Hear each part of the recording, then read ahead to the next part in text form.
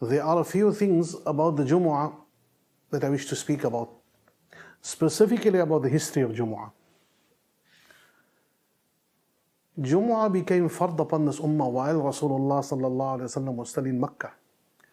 But circumstances beyond his control made it such that he and the Sahaba with him could not make Jumu'ah at the time.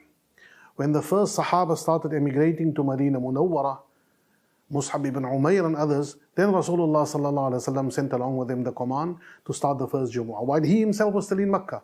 So the first Jumu'ah was established in Medina Munawwara under the Imam of Mus'ab ibn Umair and the leaders of the Ansar. And thereafter Rasulullah sallallahu alaihi wasallam eventually made Hijrah himself, and Jumu'ah became one of the most important fundamental cornerstones of social life in Islam. But it is not so much the general Islamic history of Jumu'ah that I wish to focus upon in this message that I convey to you on this eve of Jumu'ah. It is more the history of Jumu'ah in the Cape. I wish to speak specifically to the people of the Cape. And I wish to commend them once again before going to the history. I wish to commend them for the manner in which they responded to the call of the Muslim Judicial Council, to the extent that 97% of the masajid in Cape Town did not have Jumu'ah when it was called for. The people of Cape Town must be commended for that.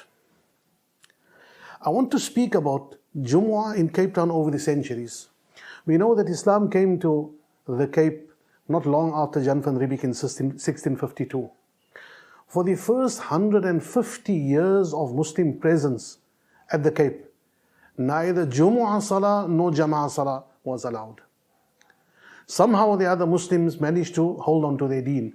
With Jumu'ah, without Jumu'ah, with Jama'ah Salah, without it. They managed to maintain their deen for 150 years. Not 3 weeks, 4 weeks and 5 months. For 150 years they managed to hold on to their deen. Then in 1793, Tuan Guru applied to the authorities for permission to start a masjid and start having Jumu'ah. His application was bluntly refused. Tuan Guru eventually took the Muslim community to a disused quarry in the Buka, and without a masjid, they went and they established a Jumu'ah. It was an understanding of those great leaders of ours back then, that for this community to establish itself as a Muslim community and to ensure its survival into the future, Jumu'ah is an important ingredient. So despite the fact that they were not allowed to have a masjid, they went to the quarry and they had a Jumu'ah. The Awwal Masjid would be established, the Madrasa of the Awwal Masjid would be established not very long thereafter, but all of this without without governmental approval. The watershed change came in the year 1806. In 1806, the British invaded the Cape for the second time under Admiral Byrd. And there took place what is known in the history of South Africa as the Battle of Blouberg. So as the British were sailing down to attack the Cape, General Janssens was trying to put together a motley crew of whichever soldiers he could find, anyone to defend the Cape. They called together whichever regiments they were, whoever had any military training, and then they turned to the Malay community, the Muslim community. They say, we need your help as well. We need you to participate in the defense of the Cape. At that moment, Muslims realized the opportunity that were put in front of them. They said, by all means, we will defend, we will assist with the task of defending the Cape, provided we are given our religious freedom to practice our religion publicly and have our Jama'ah Salah and have our Jumu'ah. This was negotiated, it was settled. General Janssens came to Tuan Guru with a ceremonial dagger which he handed over to him as investiture of the head of the Muslim community that will now put together the Muslim military force. Tuan Guru was very old at that time. This was just a few years before his eventual passing away. I think he passed away that very same year or the following year. Tuan Guru was very old. He asked General Janssens, take this dagger and hand it over to Imam Frans van Bengalen. Imam Frans would lead the troops in battle. Two Muslim groups of soldiers were formed. They were called the Javaanse artillery and the light Javaanse artillery. These two groups were formed under the command of a French officer and the command of Imam Franz van Bengal.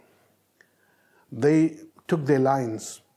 The 16 guns for the defense of the Western Cape, of the Cape at the time, were given to the Japan's artillery. They had to handle the guns.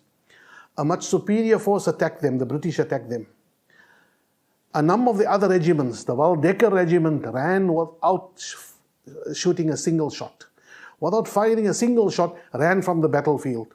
General Janssens and his troops receded from Blouberg right up to Elandskloof in the Hottentots Holland region, where I am speaking to you from at this moment in time. The one party of soldiers that stood and could not be moved from their position was, and we say it with great pride, the Muslim soldiers of the Western Cape.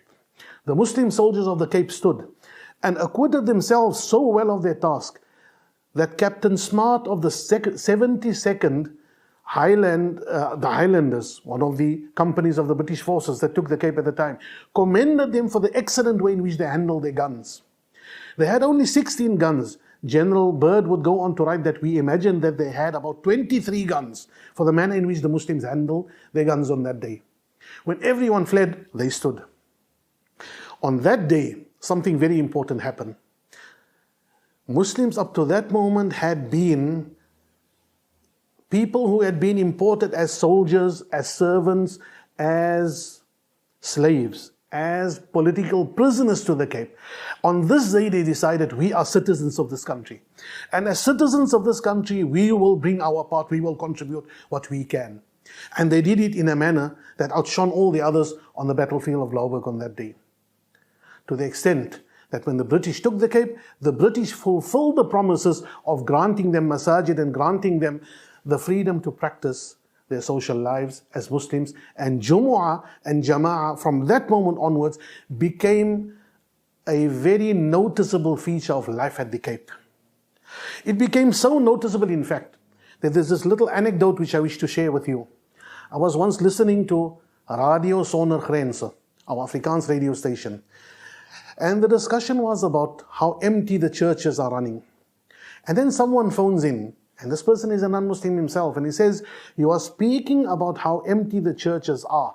Has anyone ever noticed on a Friday how Muslims who are not off at that moment in time, they leave their work, they take off from their work, they go to their mosques where they double park and triple park, and the mosques overflow. There's not a single masjid, whether it's in the CBD or in the outskirts of Cape Town, not a single masjid that on a Friday is not overflowing with worshippers. And these non-Muslims are taking note of it. And as he's mentioning it, my breast swells with pride. This is the Muslim community. They understand. They might not have been there for Fajr that morning, might not be there tomorrow night for Isha. But Jumu'ah is an important aspect of their lives. It is that very same Jumu'ah which we are today asked to sacrifice for the greater good of the community and in the interests of good citizenship, in the interest that the community might live.